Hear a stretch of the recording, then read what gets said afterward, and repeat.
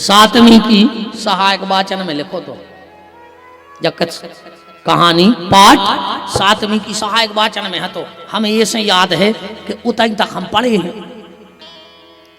सातवीं तक हम पढ़े हैं, सो हमें पता है। अब आठवीं में फेल हो गए, नौवीं को हमें पता नहीं है कि काले को या अपन पढ़ो ही नहीं है। मनुजा ने जानी हो कि हम पढ़े लिखे कम यहाँ हैं। अब हमारी एक क्लास रह गई है, अब हमारी 13वीं रह गई, 13वीं होने हैं अब। और हमें को फेल भी नहीं कर सके दुनिया को कोनो मास्टर। 13वीं तो हमारी हो जाए।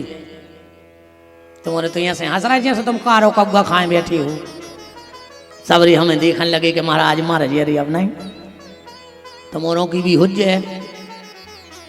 13 तो सबकी होने 13वीं, बिना 13वीं के इतने से को नहीं जा रहा।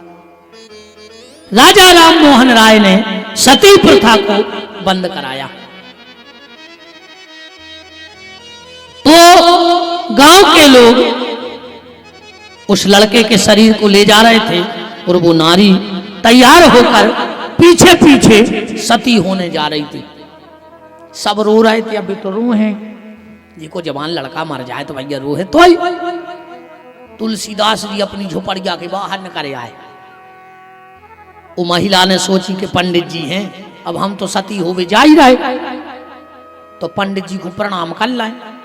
सो जैसे ही तुलसीदास जी को प्रणाम करो, तुलसीदास जी के मुंह से निकल गई अखंड सौभाग्यवती भव। गांव के लोग बोले करे तुलसी तू वास्तव में पागल है, वो को घर बारो मारो धरो, बाप सती होवे जा रही और तुम कह रहे अखंड सौभाग्यवती भव। तुलसीदास जी बोले कि निकल गई मुंह में से।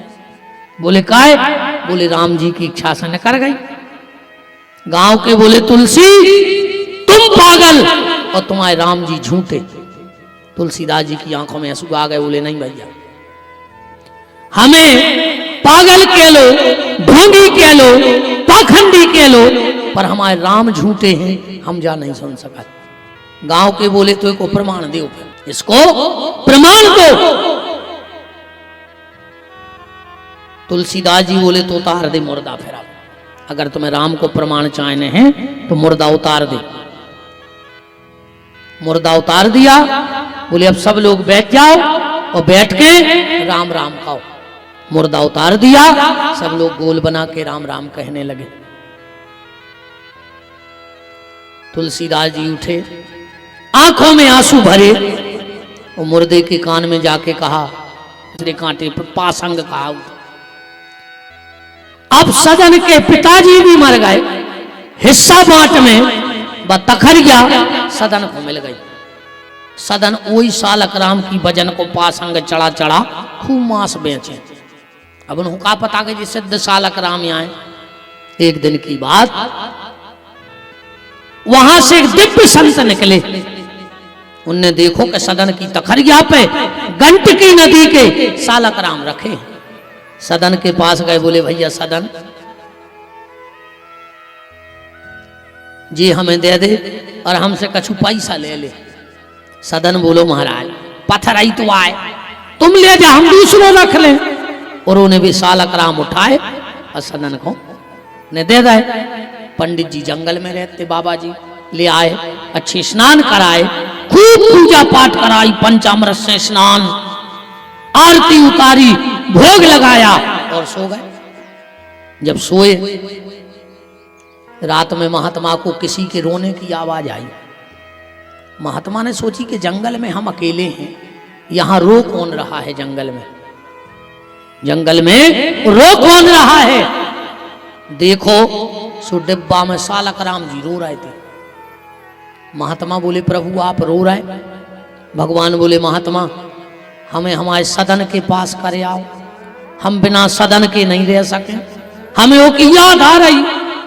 महात्मा बोले हद कर दी तुमने, हम पंचामृत से नहात फिरे, फूल चढ़ाए, भोग लगा रहे और जीवन में तुम्हें रख के मांस बेच रहा हो, तुमको रो रहे, वो तखरिया पे धरे दिन भर। भगवान बोले महात्मा जो तो अपनो अपनो सोच वो है, तुम्हें लग रहा हो कि सदन हमें तखरिया पे रखें मांस बेच रहो और हमें जो लगत है कि वो सदन दिन भर हमें झूला झुलात रेत पलवा पे का चुकाम ही नहीं है। भगवान को ठिकानो नहीं है कौन पे कबे रीझ जाए। और कहने लगे सुनो, सदन की मांस की दुकान है पर आज तक सदन ने मांस मुंह पे नहीं रखो और सदन ने आज तक कोई से झूठी नहीं बोली। और भगवान कहते हैं साच बराबर तप नहीं और झूठ बराबर पाप और जाके हृदय साच है ताके हृदय आप। महात्मा ने उठाए भगवान सालक राम रात में सदन के पहुंचे, कुंडी खटखटाई, सदन ने करके आए, क्या बात है? महात्मा बोले सदन जिनको तुम साधारण पत्थर समझ रहे थे जी साक्षात गंडकी नदी के सालक राम हैं। सदन की आंखों में तो तर तरसुआ बहन लगे।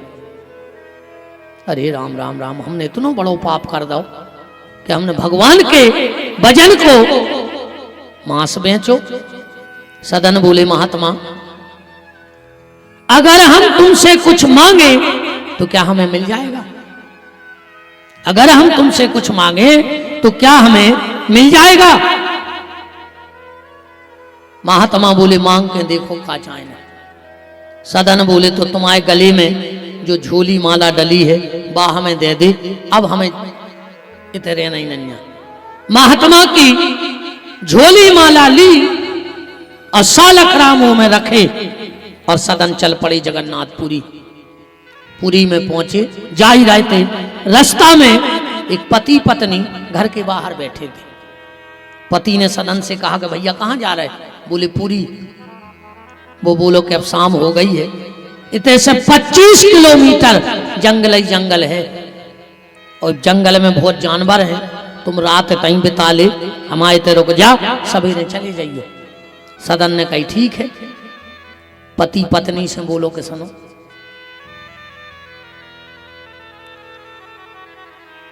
जो आए अपनो मेहमान, वो कमरा है एक, अपन सो जाइए बाहर और एक को सुला दिए भीतर। सदन को कहा नींद, पति पत्नी बाहर, आधी रात में सदन अपने कमरा में बैठे थे और जब नारी भीतर गई, सदन ने कही अरे बहन तुम इतनी रात में कमरा में?